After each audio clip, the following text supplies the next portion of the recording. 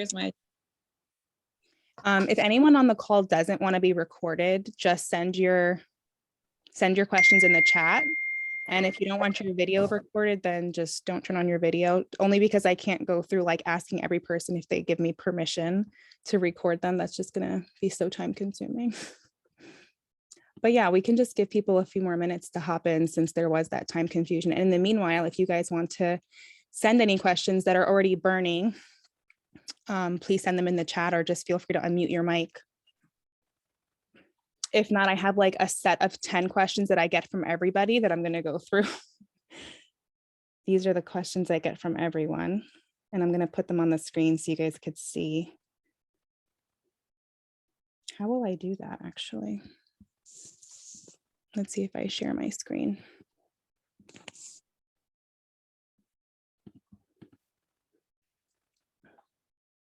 All right, do you guys see my screen? Yes.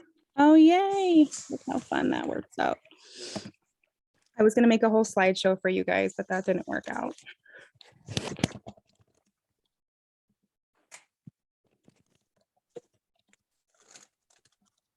These are the questions I get from everybody, like when they're first starting to homeschool. So these are the ones I'm going to go over.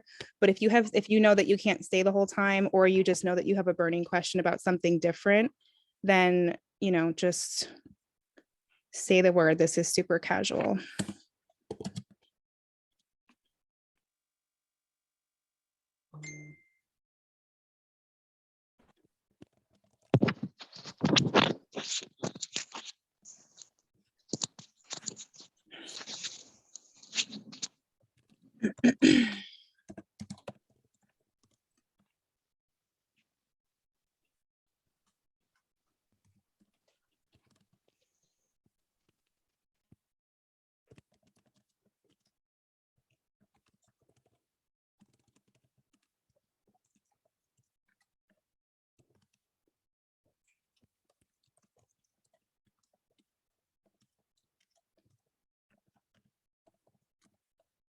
Okay, so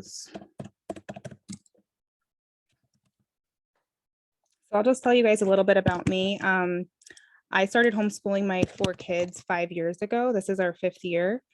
My kids are 10, 8, and my twins are 3.5. And I basically started deciding to homeschool because when we tried putting them in public school, we had a lot of like just social issues come up with bullying and with inappropriate conversations coming up about getting drunk and just things that I felt like my kids were too young to be able to navigate at the time. And then the final nail for me was just when faith topics would come up at school. I felt like the school was very like discriminatory against people of the faith. They wouldn't allow my son to bring like a Bible for show and tell, and they made him feel uncomfortable when he wanted to pray before he ate. And I just felt like the schools have become more and more abrasive when it comes to topics of God. They don't want the kids to even utter the word. So it just felt like the right decision for me to try homeschooling. And I did it over the summer after kindergarten. And I realized how fast my son was learning. And I honestly felt like if I would have put him in 1st grade, he would have been so bored because we were already doing like 2nd and 3rd grade work. He was reading like at a 5th grade reading level already. So I was like, how am I going to put him in 1st grade? Like he's going to get in trouble because he's going to already know everything. So I had started looking into homeschooling, and you know, that's kind of where I am now. I started homeschooling him in New York, where we don't have as many options as you guys have here with charter schools. And since it works, I continue to do it for my daughter too. And now I'm doing it with my twins who are 3.5. So I'm going to try to make sure that this conversation is geared towards toddlers, but I'll be trying to give you guys the insight that I have since now my kids are older, like the things that I did that worked and the things that didn't work, kind of like the hindsight is 2020 perspective. But if I do go too far into that and you guys need more practical tips for right now, just feel free to reel me in because I know that can be hard. There's so much to talk about with this topic, so feel free to interrupt me. This is super casual.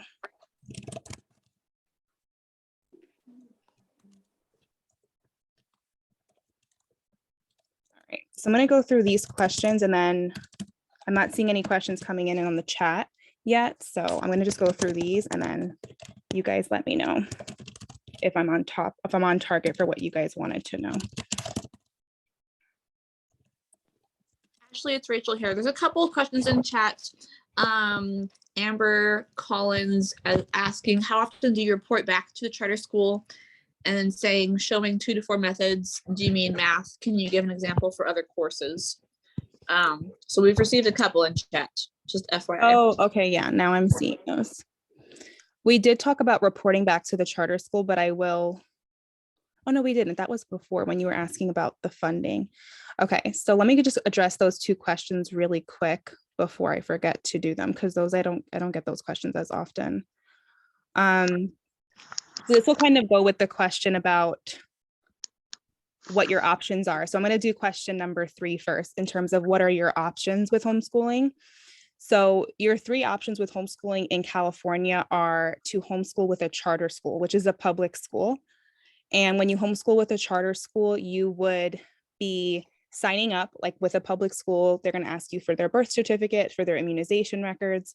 And that's what you're doing. When you pick a charter school, you're choosing to report to them and to follow what their rules are. They are going to ask you to give them a learning sample once per month.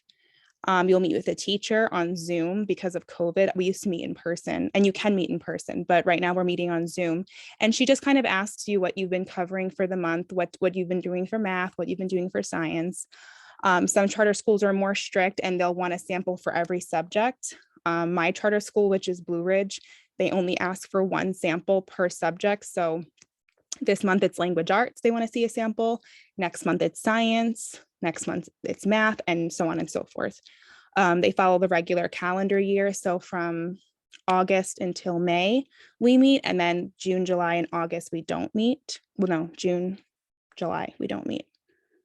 That feels weird. Yeah, June, July. Now, when it comes to how often you report, that's really all you have to do is report once a month. They do have other periods of time throughout the year where they have to do standardized testing. But again, because a lot of you guys have toddlers, I'm assuming a lot of you guys have toddlers or you have kindergarten aged kids. I don't think the charter schools require testing at that age. You can only apply to a charter school if your child is turning 5 before September 1st. So if your child is not turning 5, then you can't even apply to the charter school. And legally, you're not required to homeschool your child until they turn 6. So if you're not sure about their birthday, like where it falls or whatever, the legal requirement for making a decision about where you're going to send your child to school in California, the law is when they turn 6, the year that they turn 6 before September 1st. Sometimes they say December 1st. So you just have to check whatever the California law is at that time. So that's what the reporting is with the charter school. My kids take a standardized test at the beginning of the year and at the end of the year, and it's online, and they always score really high. It's a very easy test. It's not the type of test you study for.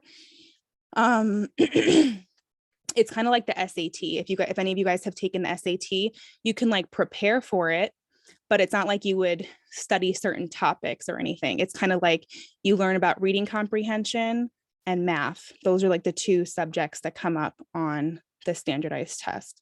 It's just checking to see how well they read and do math. So how often do you report? I hope that answers your question, but let me know if I'm missing a certain component of that question that you wanted to know. The other thing you asked was, when you say that they must show 2 to 4 methods, do you mean regarding math? Can you give me an example for other courses? I'm not sure if I understand your question. 2 to 4 methods? Did you mean 2 to 4 subjects? I don't know if Amber is still on. Let's see if she's still here. Yeah, Amber, let me know if you can clarify your question. I'm not sure if I understand what you meant.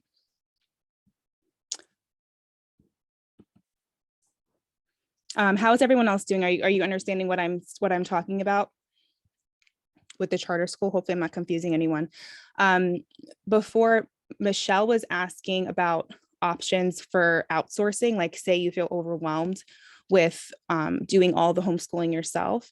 And so I was telling, I'm going to put this right here underneath the questions. Huckleberry Learning Center is in Santa Clarita in Valencia. And Learn Beyond the Book, they have Canyon Country, Valencia, Van Nuys, and they might even have a fourth campus now.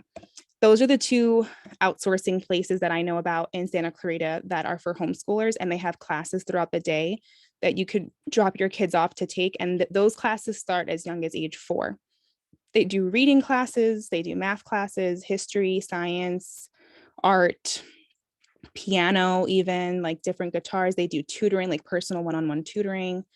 So those are the two options for if you wanted to drop your kids off. They do require masks right now, but the classes are very small. I would say there's like 7 to 10 kids in a class.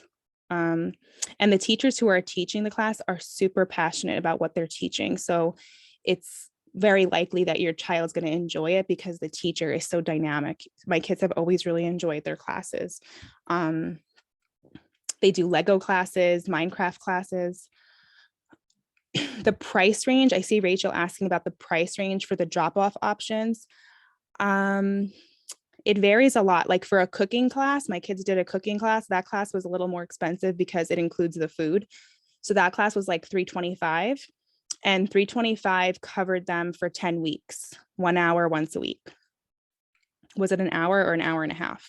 It might've been like an hour and a half. So yeah, $325 per child for a 10-week semester. And again, I didn't pay for that. My charter school paid for that. So I get $2,600 per kid to pay for stuff like that. So I didn't actually have to pay for that, but obviously that comes out of my money that I could have used for curriculum. But curriculum really isn't even that expensive either. So what charter are you with? I'm with the Blue Ridge Academy charter. I'm going to put charter school options down here because I know this comes up a lot too. These are the options you have. These are the names of the charter schools. You can't be enrolled with a charter school and a private school. So there are some private schools that you can enroll your child in. That's another option for homeschooling.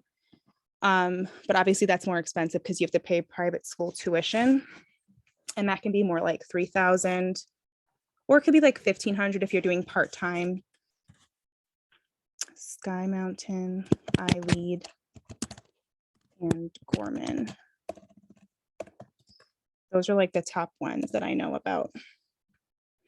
And what I always suggest to people is that you should apply to all the charter schools and see where you get in, since right now they're full and they are only doing wait lists right now, but they are hiring teachers according to their wait list. So if you get on the wait list, then you're really going to increase the chances that you'll get accepted. So you should start applying now if you want your kid to be accepted for the fall. But let's just say you don't get into a charter school, or let's say that you have a really bad experience with a charter school and you don't want to be with a charter school, you want to homeschool independently. The other option you have is to homeschool with a private school affidavit. So I'm going to put that down here, private school affidavit. And what a private school affidavit is that you are basically declaring your home as a private school. You are the principal, you are the teacher, your school has a name, and you report to really no one. You're declaring your home as a private school, and you don't really have to check in with anyone. What the state of California suggests is that you do keep records of what you're doing. So like that could just be a workbook of stuff that you're working through, and you keep an attendance record, which is just, it could just be like a calendar that you put a check mark on that says that they did school that day. But no one really checks on you. With this option, you have no teachers checking on you. You have no funding with this option. A lot of parents prefer this type of privacy though, and they like that they have the freedom and flexibility of not being told that they can't do faith-based topics, not being told where they can spend their money, not being told, how fast they have to go through something. So a lot of parents like the private school affidavit option, but for some brand new homeschoolers, they feel really scared to do this because they're like, how do I know if I'm doing this right? No one's checking on me. So it just depends on what you feel comfortable with. The third option you have, so the first option is the charter school. The second option is the private school affidavit. And the third option is to do a private satellite program, which is PSP. And with this option, you're paying a private school $350 for the year, and they are going to keep records for you, and they're going to help you. They're not going to give you money. You're paying them to help you keep records and to help you find curriculum and to help you find resources. So this is actually a cool option for someone who can't get into a charter school but still wants some support. I would say that if you have a child with special needs, or you want them to be assessed for special needs, or like they need speech therapy, or they need occupational therapy, or they have a learning disability, the best place to get support for that is in a charter school, because they do have, you can get assessments done just like if they were in school. You can get assessments done for that if you're suspicious of it. With the private school affidavit, you obviously would have to go through your own insurance and pay for that out of pocket. And the private satellite program, similar. So for example, my son needed to get speech therapy. He was having trouble articulating the letter S. He was saying like instead of S. So when I tried to get private speech therapy for him through my doctor, I had to pay like $50 every time to get the evaluation done. And it was really expensive because then every time he goes for speech, I have to pay for it. When I did it through the charter school, they gave me a laptop for free so that we could do the speech therapy sessions. They gave me a headset, a video camera, and we did speech therapy for a year via Zoom. And my son no longer has that trouble with his speech. So it was impacting his ability to be understood by others. So that's why they were willing to pay for it. If it was more like just something that he doesn't speak clearly, that they wouldn't probably have covered it. So anytime your child has something where it's affecting their ability to communicate and learn, they will assess them for that learning disability. Same thing for his occupational therapy. He was having trouble writing clearly, and we got him occupational therapy, and now he's much better. So the charter school, my point in bringing this up is that the charter school is really a great place to get support if you think your child needs it, both financially and academically. But if you're kind of wanting to do your own thing and have your own flexibility, then the other two options that I talked about are great. I'm just going to pause for a second to see if anyone needs more clarification about anything I said before I move on. Everyone good? It's a lot of information. Okay, so I'm going to go back to the top. The first question I usually get is about how you start homeschooling. And what I usually tell people that they should do when they're starting to homeschool is they should familiarize themselves with the law. So the law in California, basically, you can find it on a website called HSLDA. I'm going to see if I could share my screen. Can you guys see my screen still with the website up or no? Probably not. Let's see. No, we can see your screen with the questions. That's it. Okay. I may not be able to share the whiteboard at the same time as. I may not be able to share the whiteboard at the same time as the website, but I will put the link to the website on my whiteboard since you guys could see it. And so what HSLDA is they are a homeschool legal defense association for homeschoolers. So like say you were in a custody battle with your spouse and they were accusing you of being educationally neglectful, and you needed legal support, the Homeschool Legal Defense Association is where you would get that support. You would basically have a retainer for a lawyer with expertise in homeschooling laws on, in your resource pocketbook, so to speak. So like you can pay for a membership fee. I think it's like $200 or something for the year.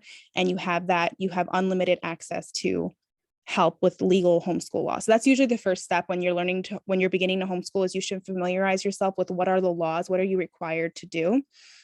And I kind of already went through it with you guys about the age. You should know at what age you're required to make a decision about your child's schooling.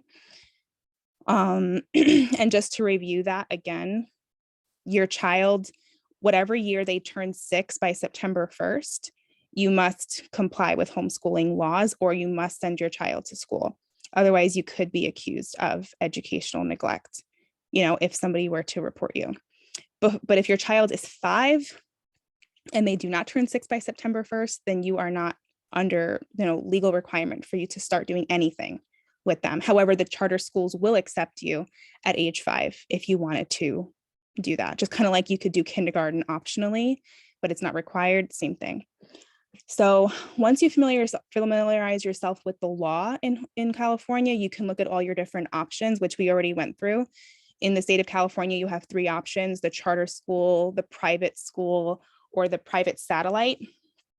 You should familiarize yourself with your options there.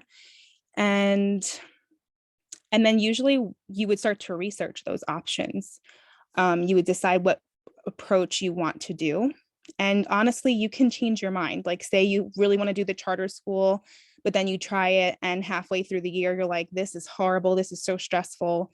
I don't like this. I want to take my kid out. My friend Jean actually she's here? Yes, she is here. My friend Jean actually decided that for her children. I don't know if she's able to share about her experience, but my friend Jean, she did decide that she wanted to withdraw her child from the charter school, and she did a private school affidavit. So I'm sharing that with you guys to help you understand that you don't have to make a decision and be married to it. You can change your mind, and vice versa. Say you do the private school affidavit because you can't get into a charter school, and then later on you find out you get accepted. You can then go ahead and apply for the charter school, and you can change your mind is the point. Now, when it comes to Jean, let me know in the chat if you're able to share about your experience. I don't want to put you on the spot if you're not able to talk, but let me know if you're able. I'm here. I'm able to talk. Oh, thank you. Yeah. So hi, ladies. Anyhow, my experience was I went from homeschooling one child through a charter to 3. And the amount of work that it took to do that, we had no time for anything else I wanted to do.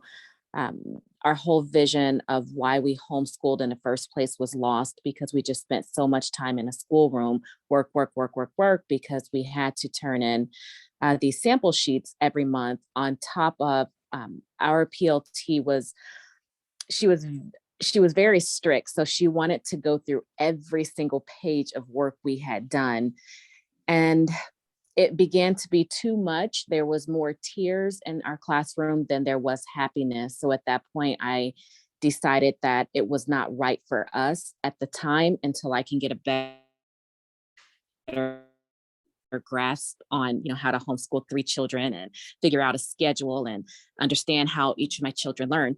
So we pulled our children out and we filed a PSA, and I have to say it was the best decision for us at that time. Would I ever go back to a charter school? It's possible because I do have a better grasp now on the way my children learn and our schedule. Yeah, That's thank all. you so much for that, Jean. That's really helpful.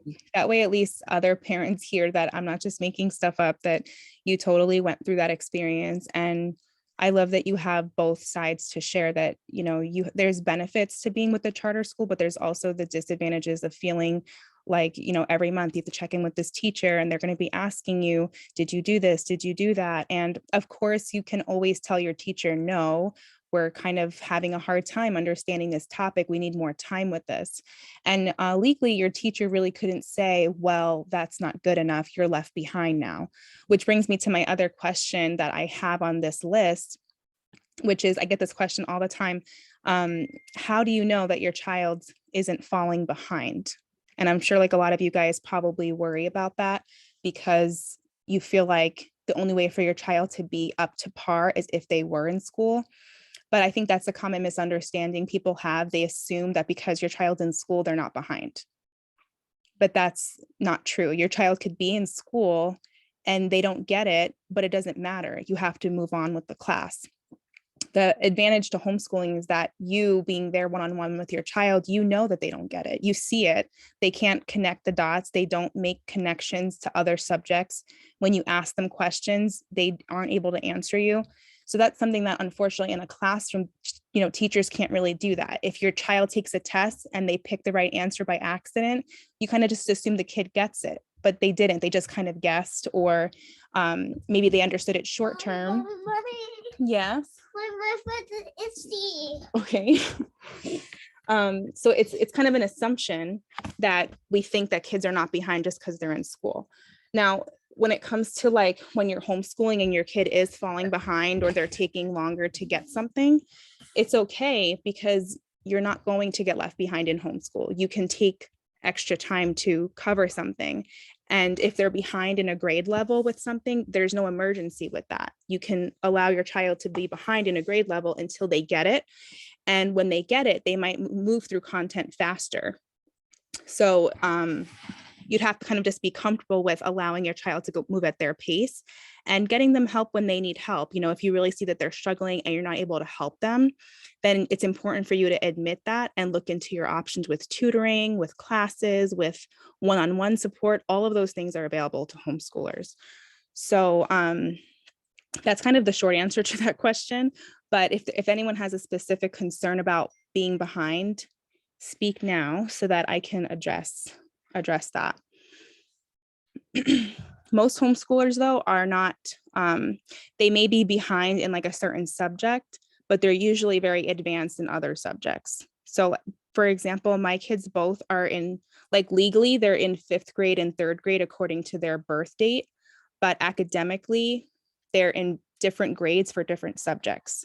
So they are on grade level for math, but for reading and reading comprehension, they're both at like a middle school and high school level. Same thing for their writing.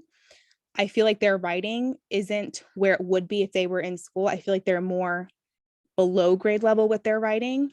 At least they were for a while. And then my son took a creative writing class at Huckleberry. Literally, it was an 8-week class. And he was staying up at night with a flashlight writing stories.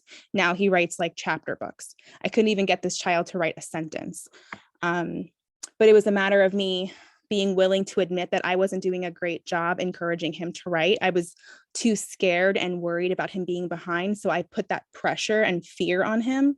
And I made the environment around writing, I made it very stressful on him. And I think he felt the disappointment from me that he was writing sloppy and he wasn't writing enough words and he was making a backwards letter or he forgot a period. And I was like so obsessed with all these little things that I thought he should be able to do that I couldn't even let him relax into the experience. And what I realized about writing is that not only does a child need to be a strong reader to write well, they also need to like remember how to spell everything, organize all their thoughts, put them in order. Then they also have to do their grammar and capitalize. There's a lot of things we're asking of kids when we ask them to write a sentence. And we don't realize that because we're adults and we've already kind of mastered it. But for a child who's still learning like which direction their B's and D's go, and they're still like remembering what is a quotation mark, what's a question mark, those things can be overwhelming. And so what I realized is I needed to outsource. I had to realize that I was not a good person to teach him how to write because I was too emotionally invested and I wasn't able to like step out of my emotions. So I did put him in the creative writing class and it was exactly the environment he needed. There was a teacher there who gave them writing prompts and let them write horror stories. I would have never let him write a horror story because of my own issues with like scary movies, but that's what he wanted to write about. That's what got him excited. So that was my experience with in terms of falling behind and then watching my kids catch up. Jean, I don't know if you want to share anything. I see you're off mute. Oh no, you're not off mute. It says you're not. Oh no, I don't know how that happened. Yeah. Okay, I just want to pause for a second, make sure I'm not going too fast. Does anyone else have anything that they wanted to ask or add?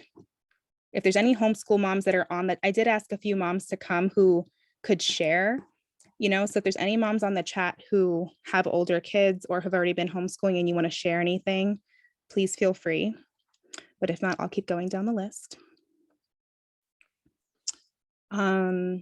Okay, so we did question 1, question 2, question 3, and question 4. So for question 5 about how much it costs to homeschool, so you can totally homeschool for free. There's a ton of curriculums that are free online. One of them that I know is called, oh my gosh, I'm totally blanking on it. Homeschooling for free. Let me see what it's called. Oh, it's called All-in-One Homeschooling. It's called allinonehomeschool.com, or it's called, another name for it is Easy Peasy All-in-One Homeschool. And it's literally a free curriculum that's online that you can print out, and it goes from kindergarten all the way up to 12th grade. There's a ton of like resources inside of it for help too. So that's something that you can literally do for free. Something that I've done to save money with homeschooling is I use the BrainQuest workbooks on Amazon. BrainQuest workbooks on Amazon are like $6, and they kind of cover all the common core curriculum, all the things your kids would learn in school anyway. They have all those subjects in one workbook. So I think they even have a pre-K one now too. So if you think that you can't afford to homeschool, that's so not true. A lot of people homeschool for free or for very little. And there's also a blog called Homeschooling on a Shoestring, where she teaches you about how she saves money, how she uses the library to borrow books. You'd be surprised how much your library has curriculum in it, but you just don't see it because it's not like, it's kind of filed away with the adult stuff. But they have things like Hooked on Phonics for teaching your kids to learn how to read. They have a ton of like subscriptions, like even to ABC Mouse. You wouldn't even have to pay for a subscription to that with your library card. You can even get passes to museums with your library card, you know, in LA County. I don't know if you guys know, but LA County and Santa Clarita are two separate library systems. But yeah, I go to the Castaic branch and the Stevenson Ranch branch, and they can like borrow resources from all of LA County. So that's the library is going to be your best friend, because the library has so many classes and workshops and just support for homeschoolers. You know, like we listen to audiobooks with our library card. And that's a great way to save money, is just borrowing books from the library. The other thing that a lot of homeschoolers do is they borrow curriculum from their charter school, or they borrow curriculum from other homeschool moms. And it's kind of like you're swapping. So it's not like you're taking the curriculum from someone, but I'm saying, I'm going to borrow this. I want to just flip through it and see how it feels, see what I like about it, don't like about it. And so that's another way you can save money, is just by having other moms who are homeschoolers. You can borrow what they're using. You can let them borrow what you're using. And it ends up being a really great way to save money. What else with homeschooling and cost? The other thing is there's a website called Teachers Pay Teachers, and you can print off worksheets from there. But the fun thing about Teachers Pay Teachers is that you can print off worksheets that are more fun. Like say your son is really into Spider-Man or Paw Patrol, or let's say your daughter's really into unicorns and cupcakes. You can print out worksheets that are like math with cupcakes or math with Spider-Man. And what kid doesn't like want to do that? When they see that, they're like, oh my gosh, this is what I love. And they want to be more engaged during the lesson because it has Spider-Man on it. So it definitely makes sense to lean into your kids' passions. If your kids already are showing you that they like something a lot, then don't ignore that. Anything that your child likes, you can use it to teach them. Get books about that. You'd be surprised. The library has My Little Pony. It has unicorns. It has Paw Patrol, PJ Masks, Spider-Man. What else do kids like? Give me ideas, guys. What are your kids into? If you were going to have a birthday party for your kid, what would be the theme? Think about that. And whatever the theme would be, Minnie Mouse, that's what you homeschool with. And your kids will, I don't know what the word is, but your kids will almost respect you more. They grow, they start to see as they get older, they start to see that you value what they value, that it's not just something I like, this is something mommy likes too. And she thinks that it's fun.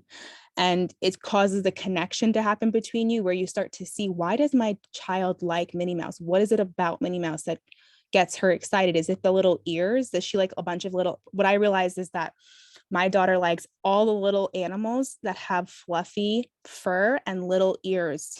So now as she's gotten older, she's 8 now. Now that's evolved into her wanting to research foxes. It used to be hamsters. We read all the books about hamsters. Then it was kittens and like little toy dogs, like, you know, the those dogs that get bred to be really little. They're called like teacup poodles. She wanted to research that. Then it evolved into foxes. And so I could have easily said, well, we're not learning about foxes in our curriculum. You know, you have to let that go. Or I could say, well, you know what? We are learning about anatomy anyway. Let's just research the anatomy of a fox and let's find some chapter books about foxes and let's take you to go see a fox at the zoo. Let's actually explore everything that there is to know about foxes. And you know what? We ended up learning so much geography about foxes because of all the different continents they're located on, all the different diseases they can transmit and what they like to eat. I mean, my daughter ended up spending so much time reading because of foxes and because she was obsessed with them that I look back on the fact that I almost silenced her over it. And I want to kick myself because I'm like, why would I ignore that she's blatantly telling me that she loves foxes just because it's not part of my curriculum? So ultimately, you can find yourself saving money with homeschooling just by using what you already have. You probably already have a ton of what your kid already likes because naturally as a mom, you're going to get your kid things that they like. So you already have a bunch of Minnie Mouse things around your house. You already have a bunch of toy cars. So you can count the cars. You can let the cars go down little ramps and time how fast they go. And your kid will start to understand time. They'll start to understand counting and why you even need math in the first place, just by you showing them how does math show up in my daily experience? Why do I need to know 2 + 2? Why does that matter to me? Show them how 2 + 2 actually matters to them now by playing with them. And we were talking about that before, about how a lot of adults have forgotten what it's like to play. And if you have forgotten what it's like to play, then you may need some help learning how to play again, learning how to be a kid and sit on the floor, learning how to play a video game again. I mean, it's kind of sad, but a lot of moms have lost that side to themselves. But if you have, then admit it and be willing to get back to it because it means you're going to connect with your kid and it means they're going to learn more and you're going to learn more. And that's going to help you in the long run, even if you do send your kid back to school later. Which kind of brings me to my next question. I get a lot of questions about, like, what happens when they want to go to school, or what happens if I want to send them back to school, or like, God forbid something happens to me and they have to go to school, or what happens when they go to college.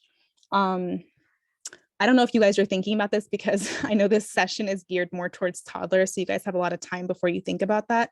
But I know a lot of moms, they are kind of thinking in advance. And so I guess I'll address the idea of if your kid wants to go to school. So if you are homeschooling and your kid needs to go to school for some reason, then what the school will do is give your child a placement test to see where they place. And if they need extra help, like if they're not scoring high enough to be placed in 3rd grade, then they would be placed into like a remedial class is what would happen. But I will tell you that from interviewing most homeschoolers who've transitioned to school, most homeschoolers score way above where they're supposed to, and they end up being placed in higher grades. So for the most part, homeschoolers do really well when they transition to school because they've learned what it means to learn for fun, and they have not had the experience of having test anxiety. So actually the funny thing is, a lot of homeschoolers who take tests, they kind of just take it and they're like, okay, they're not like how most kids are, where they're like, oh my gosh, how did I do? What did I get?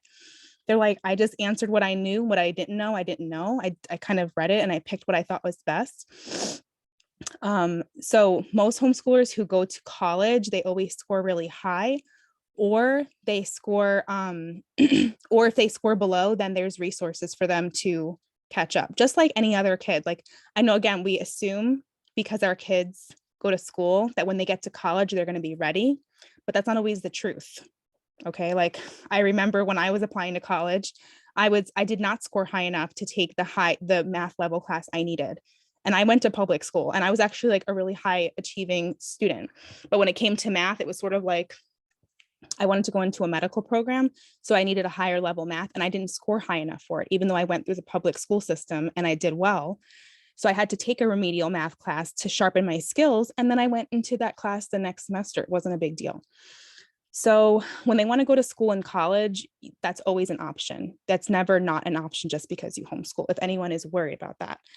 I want to pause to check the chat and make sure I have not been checking it. I'm sorry if anyone's been asking stuff. Oh my gosh, she asked this question so long ago. So Rachel asked the question, with homeschooling toddlers, how do you ever get anything done if they're always home? Whereas if they're at school, you have several hours each day to do stuff. So yeah, I do get that question a lot about how do I get even homeschooling done when I also have toddlers? And the truth is you start to involve your toddlers with what you're doing, and your toddlers learn quickly that the world is not about them anymore. So like the mentality is that you think you can only get stuff done when your toddlers are sleeping. But when you're homeschooling, you learn that's not the case anymore, especially when your toddlers start to stop napping. You learn quickly that if I wait for my toddlers to go to sleep, I'll never get anything done. So I do have my toddlers help me with laundry. They do load the washer machine with me and do the dryer with me. When it comes to like other things like cooking, I do have my toddlers help me cook. They mix things.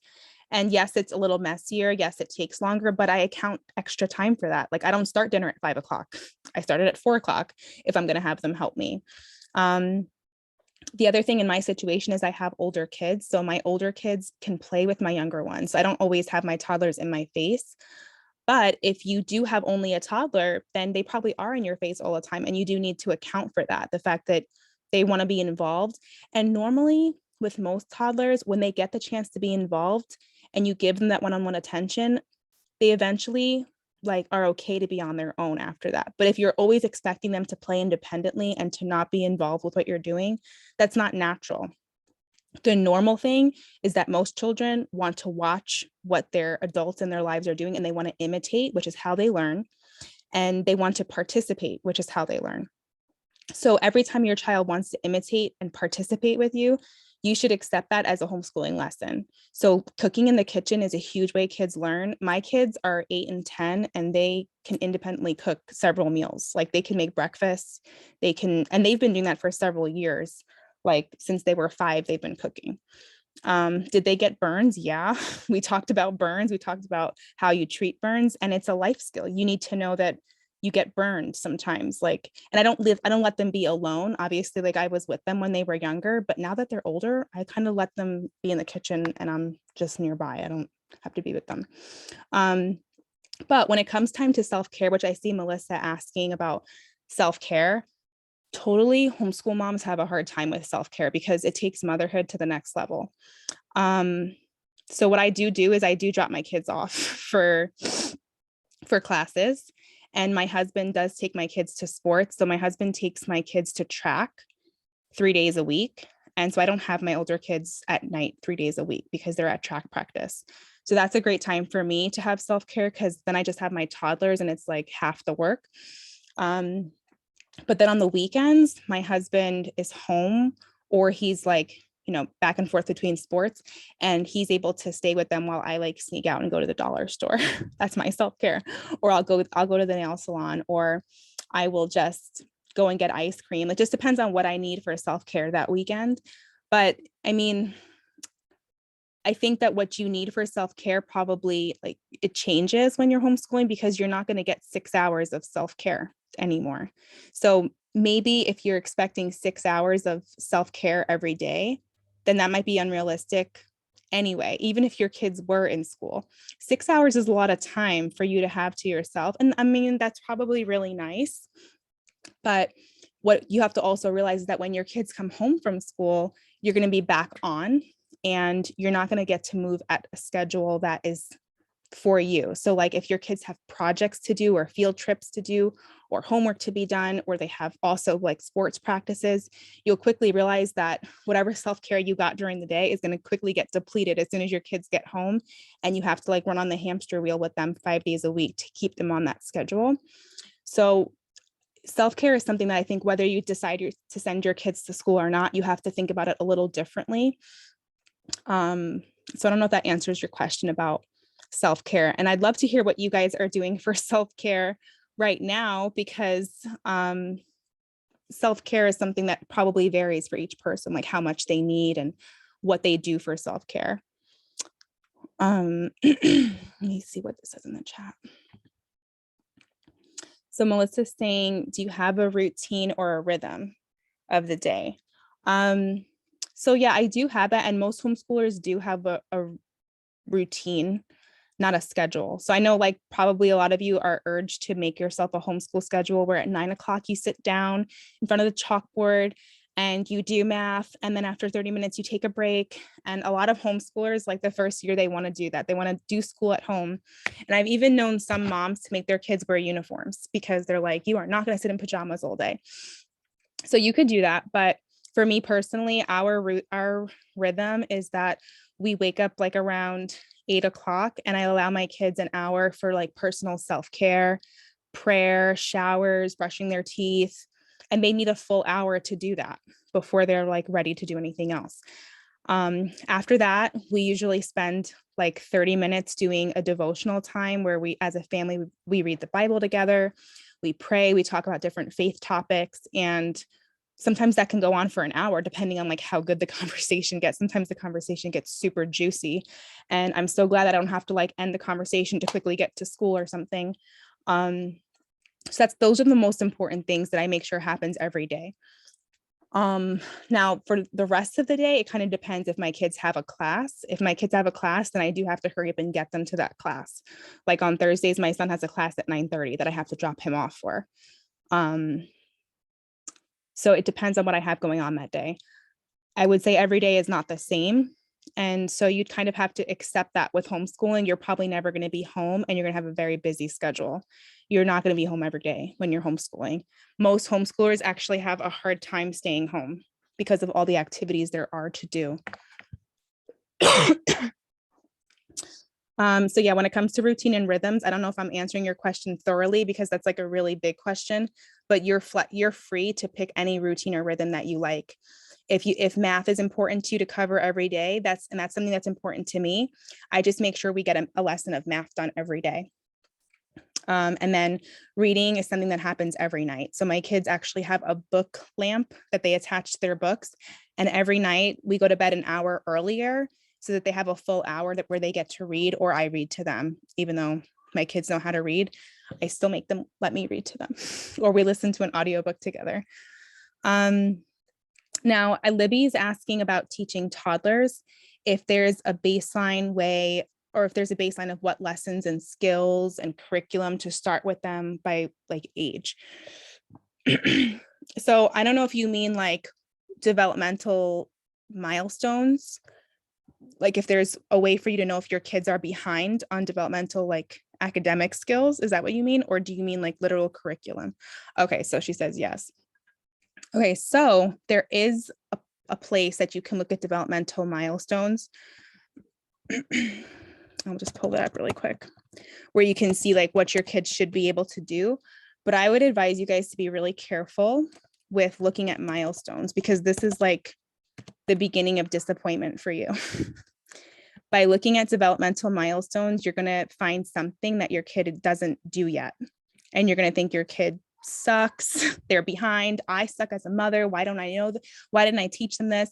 And it's a vicious cycle of you beating yourself up by looking at the milestones. So you have to be careful when you're looking at these, because these are just guidelines. They're not requirements. It doesn't mean your child is behind because they haven't hit these. It means that I think it means that 50% of kids have done this. So there's another 50% that haven't done this. So you have to keep that in mind when you're looking at milestones. But yeah, the CDC does have milestones that you can look at for what they should do for each age. So you can just type in developmental milestones by age 4, let's just say, and it will tell you things that they should be able to do. And then the same thing by age 10, what they should be able to do. And you'll find a list of things. And they even have it broken down by subject too. So you can see. So that's another thing with charter schools, is they do give me a list of things my kids should know for each subject. So like for history, they'll be like, they should know about the California Gold Rush. They should know, they'll give me a list of things they should know for math. And so sometimes I check off the box and I say, yes, my kids do know that. And then other times I can't check off the box. So I'll say, no, we haven't gotten to that yet. And that's okay. I don't know if you guys remember when you were in school, your teacher always skipped chapters. It was always like, okay, do problems 1 through 10 and skip 11, 12, and 13, and then do questions 15 through 20. So it's okay if your kids have gaps. It's okay if your kids don't know certain things, because chances are you also have gaps in your own learning, and you're okay. You made it to adulthood. You're still a productive human. So I just want to, give you guys that little bit of a warning about comparing your kids, looking to keep them on target. Be kind to yourself and be careful that you don't create like a very uncomfortable learning environment, because you're trying to keep your kids up to a certain level that they're going to get to anyway, but they need like loving support along the way. And you need support too. In order to do this homeschooling thing, you really do need support. You cannot try to do this on your own, in terms of like not having anyone else in your life who supports you. So I just want to say that too, that in order to do this thing in the long term, a lot of homeschool moms burn out because they try to keep up with all these standards and milestones and curriculum. And they burn out and they end up sending their kids back to school. And that's okay. But I will say that just because they're in school, like I said before, it doesn't mean that they're thriving. It just means that it's no longer your problem, or you can't see the problem. It's always your problem when it's your kid. So just be careful when you're looking up the milestones. But yes, there are places you can go to look up like skills that they should have and when to start trying to teach them something. And honestly, that's what curriculum is. I'm going to my other question about what curriculum to get. That's what curriculum really is. It's kind of like a prescription. It's not a prescription. It's like a buffet. So have you guys ever been to like a Chinese buffet or an all-you-can-eat buffet? That's your curriculum. All those trays of food are all the different curriculum options. There's literally 1,000. It's like a smorgasbord. If you've ever been to a smorgasbord, there's like 1,000 different curriculum options. And when you guys begin to research curriculum, you'll very likely get overwhelmed about all the different options that there are. So just like when you go to a buffet, you don't get everything from the buffet, right? At least you guys shouldn't be doing that. When you go to a buffet, you just take like the things you like, the things that taste good to you, that you've had, or maybe you try something new that you've never tried before, right? But for the most part, you're not going to take from every single tray. You're going to try a few things at a time. And then you go back to the buffet later when you're hungry again. And that's sort of what curriculum really should be. It's not a prescription where it tells you how many times a day to do it and how much of it you should have, and you have to do this. It's more like it gives you a guide as to what your kid could do. But if they're more hungry to go into a certain topic, like say your kid's obsessed with snakes. My son was obsessed with snakes at one point. He could not let go of that. He needed to know every species of snake. He needed to know like what continents they live on and what temperatures they can live at. What does it mean to be cold-blooded? Like we were obsessed with snakes for like a solid 2 years when my son was a toddler. And honestly, it's what got him stuck into reading. He actually got obsessed with reading encyclopedias about snakes when he was like 4 or 5 years old, because it was his passion at the time. So of course I couldn't find a curriculum about snakes for toddlers. It was hard to find that, but I was able to find him resources to feed his hunger. So just be careful with curriculum. Don't let it dictate you. Like the curriculum is there to serve you. It's not there to tell you what to do like you're a slave. The curriculum is your slave, actually. It serves you and teaches you about what you can give your kids, if that makes sense. Which I know that's hard to digest, especially if you've been through the public school system. You probably feel like you have to do everything the curriculum says. You have to check every box, do every problem, do every chapter, but that's not true.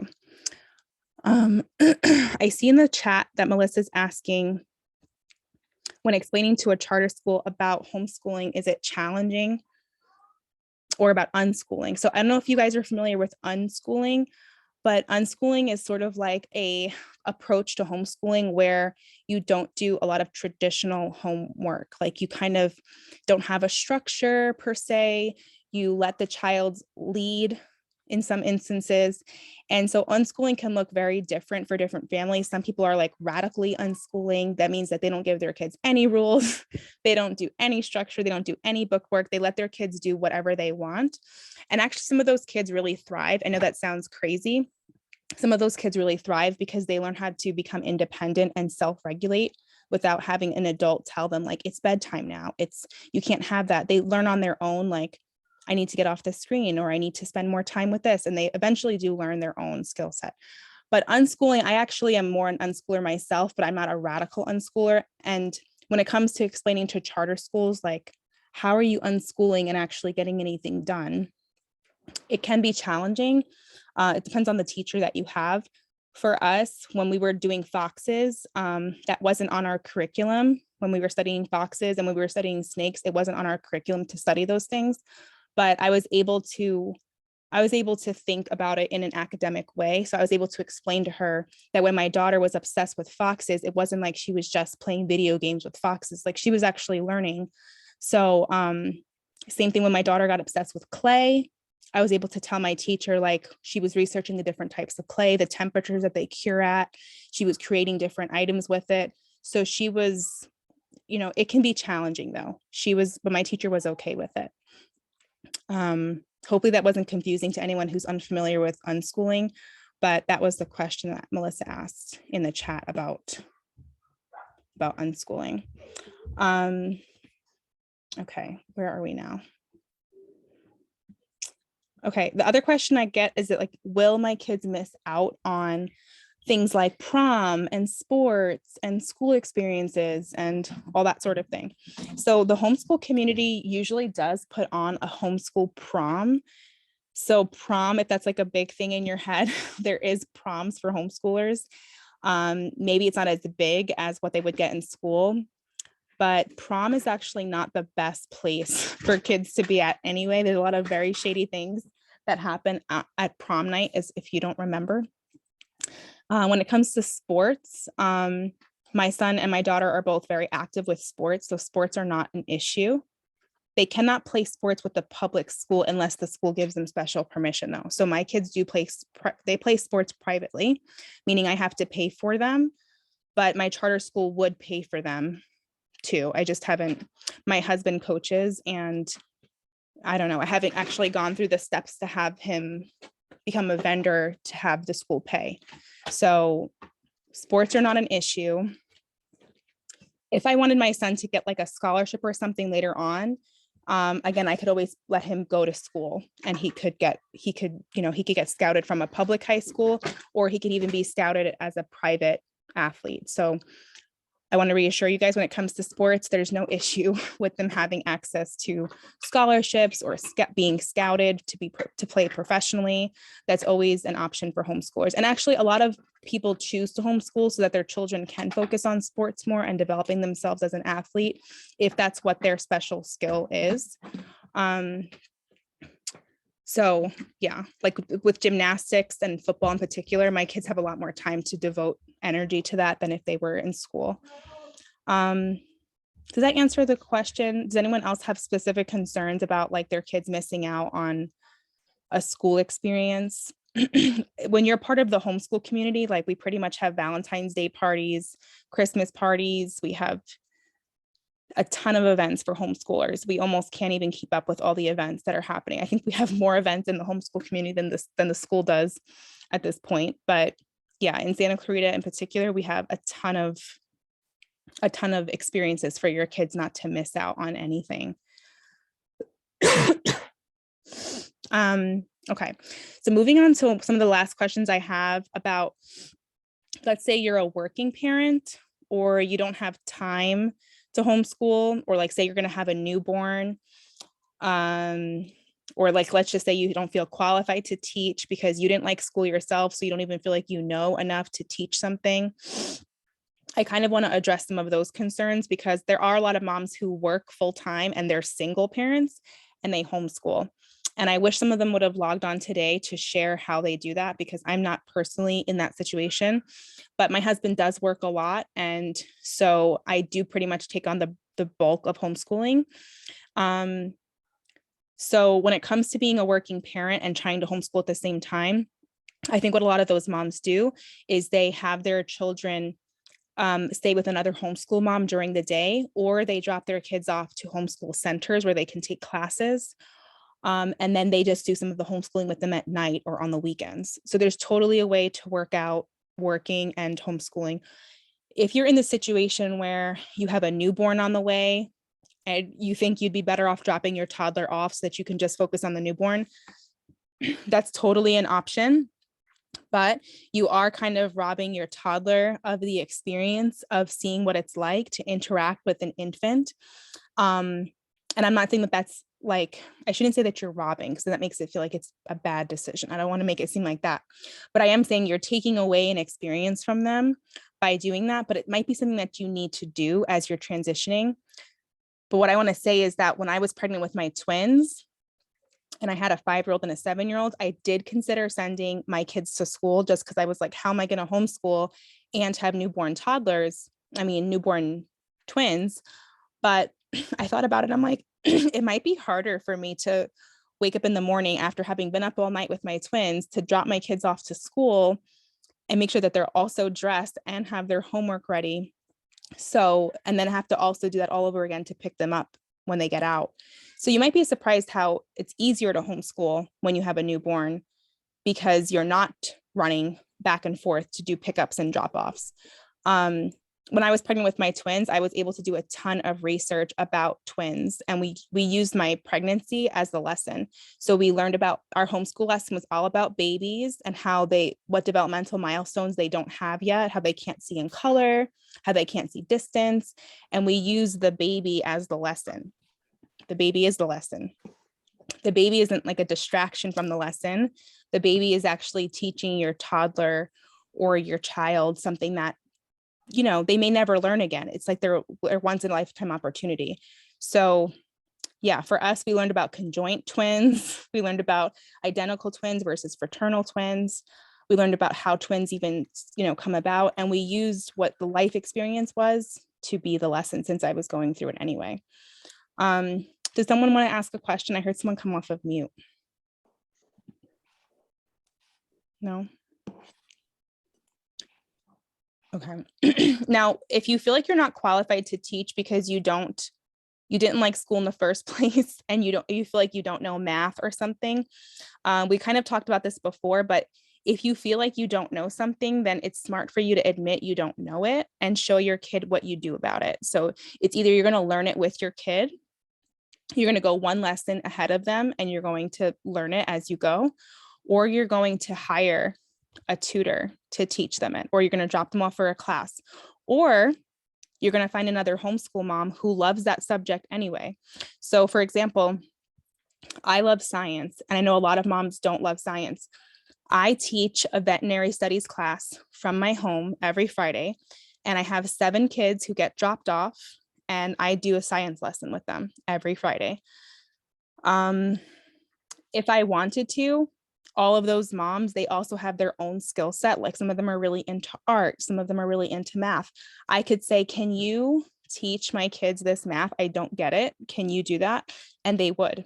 So when you're a part of a homeschool community, you end up getting to know that there's moms who have certain skill sets. They're more patient with certain topics, and you can swap for different things. So you can do that, but you can also do co-ops. Co-ops are where parents cooperate together to give a child an experience. So co-ops are another option. Let me know if anyone has questions about co-ops. I think to me, it's very familiar, but other moms might be like, what the heck is a co-op? So let me know if you guys are having any questions about any like words I'm just throwing out there. But I do want to say that if school was a bad experience for you, or let's just say you came out of school and you actually don't remember anything, then that kind of speaks to why we aren't sending our kids to school, because we know the system doesn't work. It wasn't effective for us. We went through the system ourselves and we still don't know it. So that's part of what I would say to you, is that if you feel like you didn't like school yourself and you don't feel qualified to teach, even though you went through the system, then let that be motivation for you to not put your kids through the same thing, because you know it didn't work for you. Let me see if anyone's saying anything. No, no one said anything. Bye, Melissa. She has to go. That's pretty much everything I was going to talk to you guys about. I know the last question was about what curriculum do I get, but I kind of already touched on that as well as the schedule question. So I'm going to kind of just leave the room open for anyone to ask any last minute questions before we close up. I know it's a lot of information, so feel free to ask anything. Nothing is a dumb question.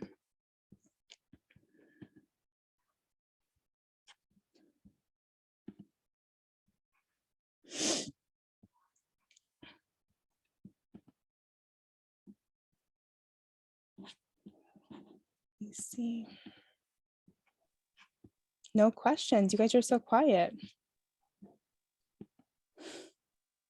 Does anyone want to share any experiences that they're having or concerns that they have, fears that they have about homeschooling?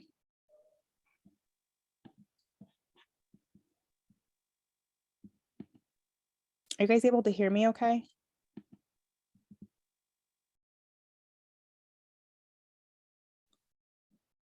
We can hear you. Okay.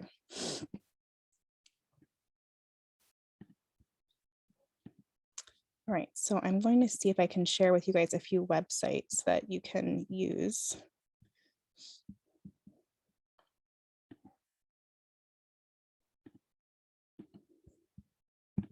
One of the things that when you're considering to start homeschooling that you should look into is called deschooling.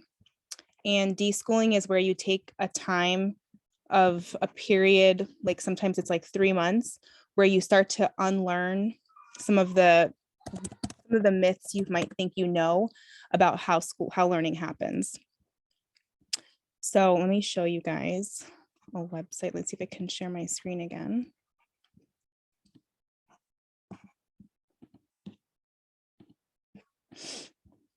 There's a ton of homeschooling podcasts and blogs, like depending on how you learn. If you know that you love podcasts or you love listening to books or like anything you listen to, you remember, then I would suggest looking into homeschooling podcasts. But if you need like visuals and you want to see videos, then I would totally suggest looking at blogs about homeschooling, just because it is a lot of information and it's overwhelming. You may need to like read something many times. And as a homeschool mom myself, I make sure that I'm always freshening up my skills, like reading different books about education, about learning methods.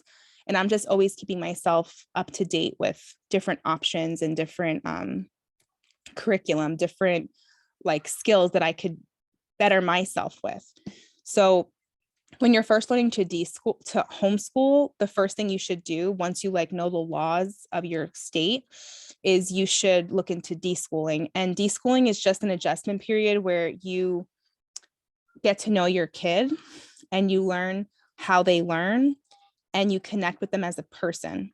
So some people never went through this before with their kids, but it's really, really important. It's one of the first things that most homeschool experts say you should do before you start homeschooling. And some people actually do this deschooling process every year, like every summer. It's kind of like you're having a summer break with your kid. And it's a way for you to like relax into the process that homeschooling is going to be very different than school. You may ask your kid, like, what are some of their goals, like things they're curious about, the things that they want to learn about. You may start to decide, like, are you a visual learner? Are you like, do you like to play more? You may start to like kind of explore all these different approaches, these different curriculums. It's a time for you to do your research. It's a time for you to sort of relax and learn. And then you jump into your homeschool rhythm and your routine and trying to do lessons. So you don't just jump into homeschool, like, let's do my rhythm, like, let's get into the charter school. So I wanted to just show you guys this website where it goes through what is homeschooling, if it's right for you, why you shouldn't search for curriculum first, what your state requires, you know. So basically, this is just a great website. It's called thehomeschoolmom.com. Can you see it, my screen? Thehomeschoolmom.com. So many great resources on this website. She has, look at all this stuff she has. Help by subject, local and state. She even has meal plans, a homeschool planner, She teaches about different homeschooling styles. She has a homeschool 101 section on there, like a guide for parents. So pretty much all the things we talked about today, you'll find on her website. I've used this website for a really long time. You'll see all the different topics she goes into.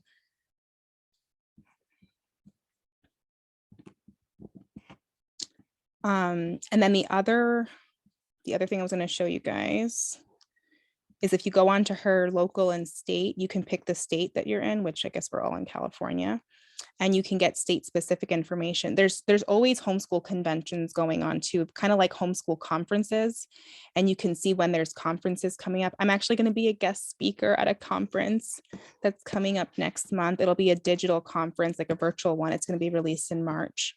So feel free to send me a message if you want information on that. I do also have my own podcast that I decided to release. But I'm thinking of going to this one, this California Homeschool Convention. It's in June.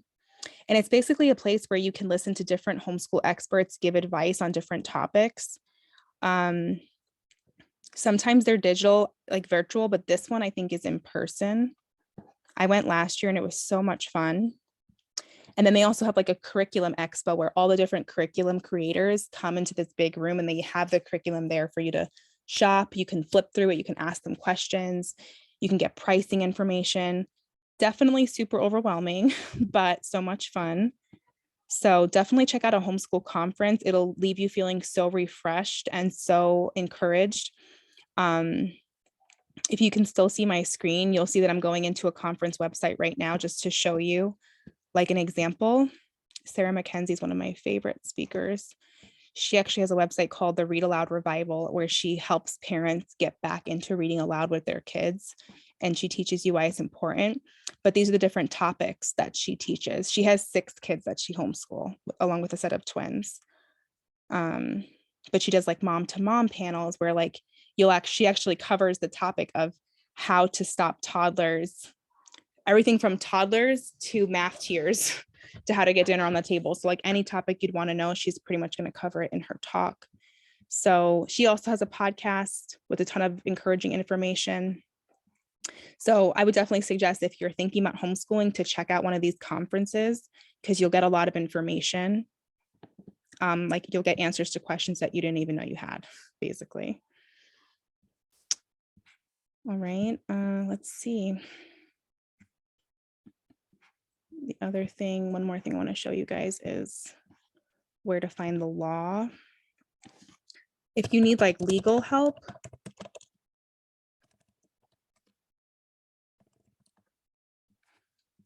HSLDA was one I was talking about before. They also help with like, say you need insurance or something. If you need insurance to get like I'm actually looking into getting insurance for meeting with a group at a place, like, you know, how the library would want you to have insurance to meet there as a group. They actually would help you with that. Let me see if I can make sure that you guys are able to see this.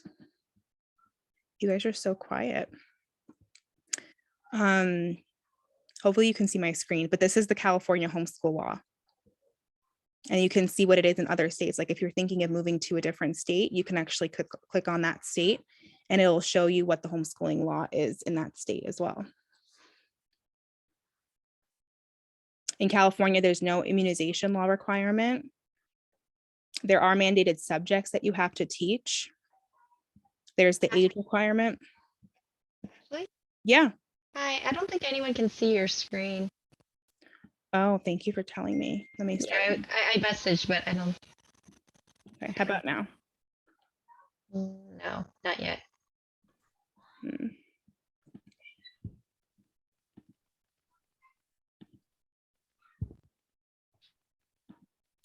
Now?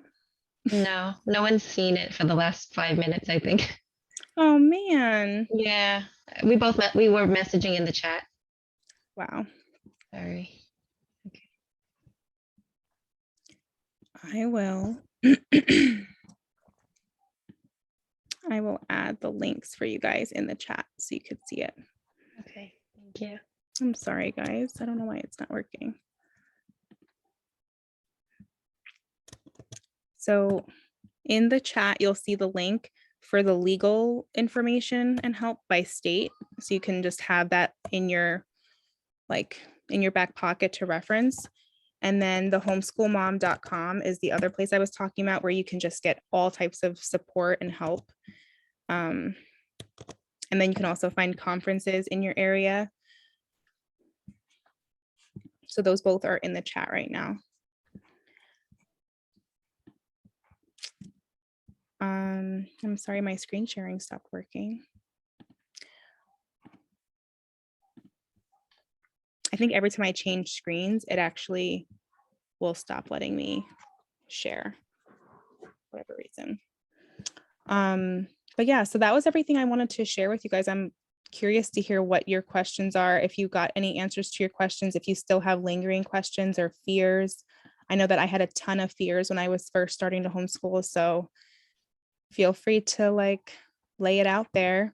I have my friend Miss Jean still here. So she's another homeschool mom. She has twins and an older elementary age child. I think she's 4th grade. So if you have questions, like feel free to lay it out there.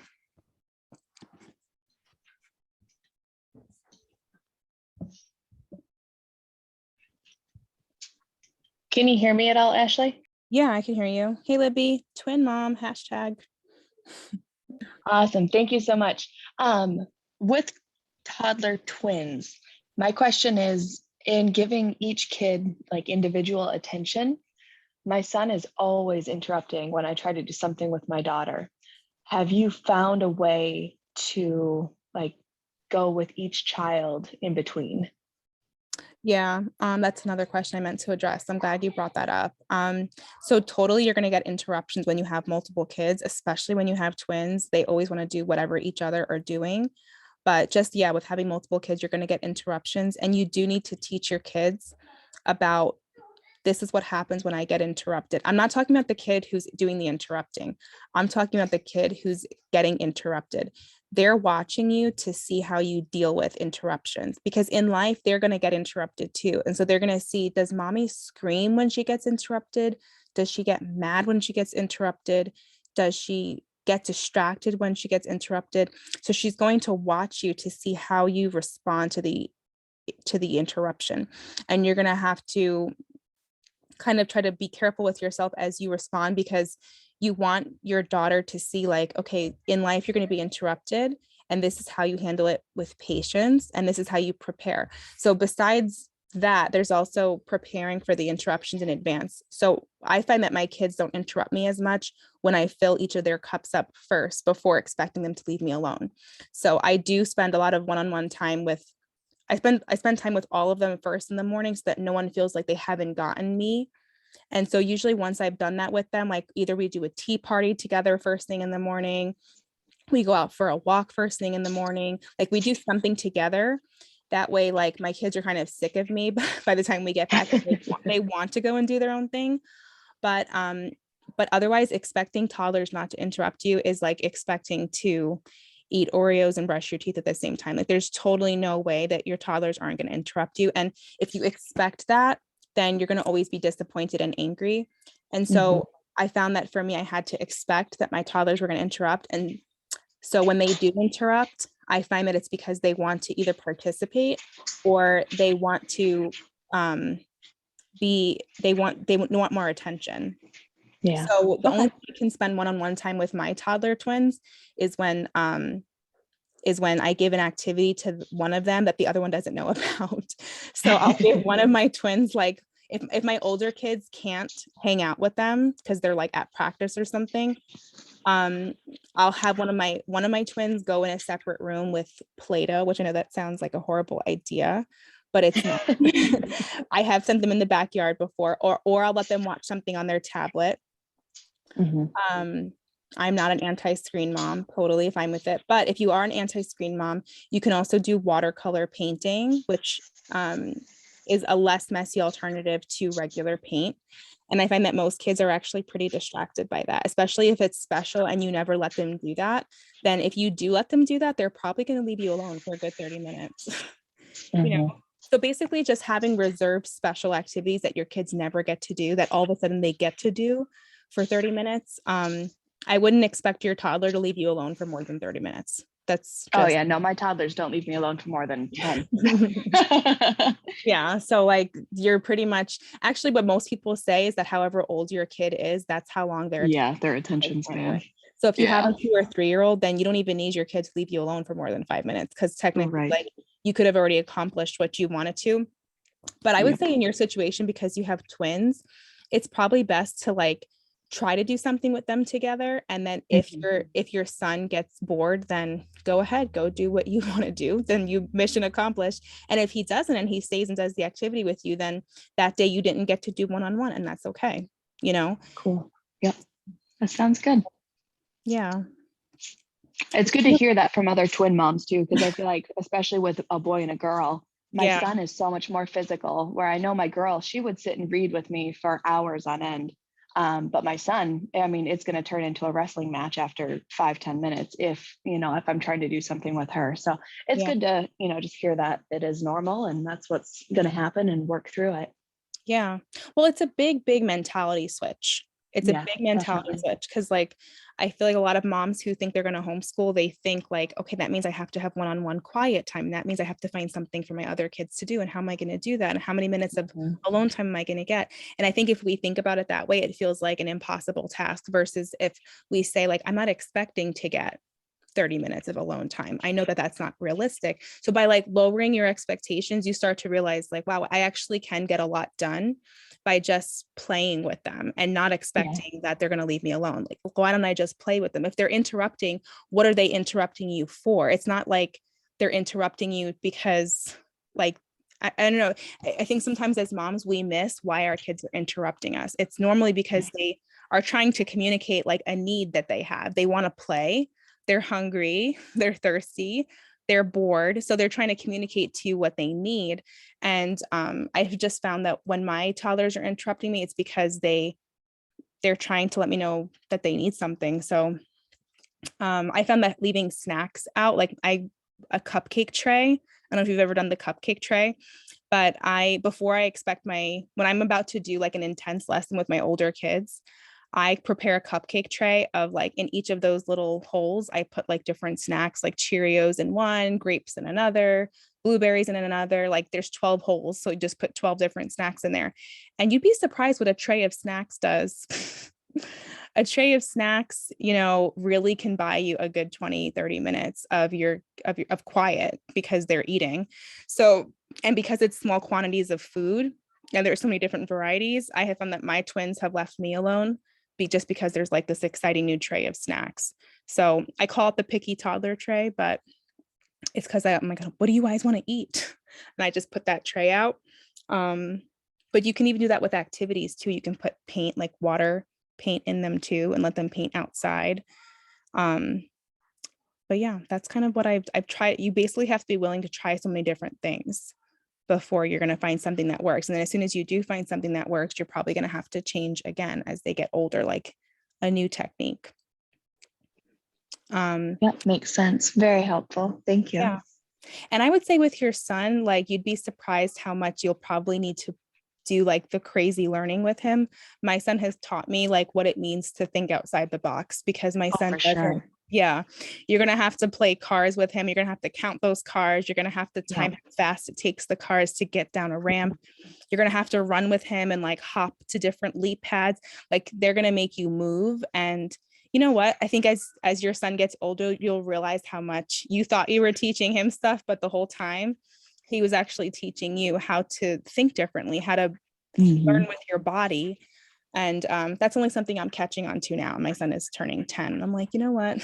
This kid has taught me a lot of like really important skills that I never thought about learning in a different way, So yeah, I would totally lean into that. If your son is like interrupting and wants to play, then I would lean into him first. If he's the more intrusive one, lean into him first and bring your daughter along. And once he's filled and he's exhausted of you, then you can do like the quiet artsy stuff with your daughter, Yeah.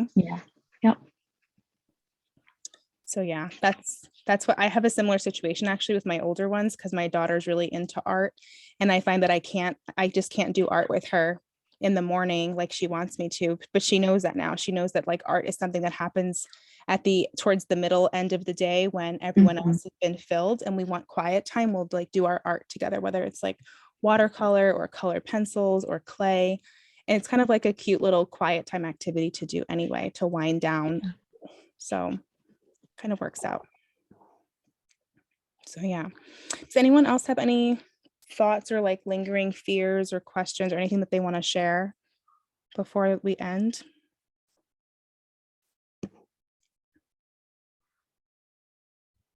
You guys are so quiet. Either that or like I already covered everything and you guys are just stuffed with information and overwhelmed. So I'm going to end the recording here then. Let me see.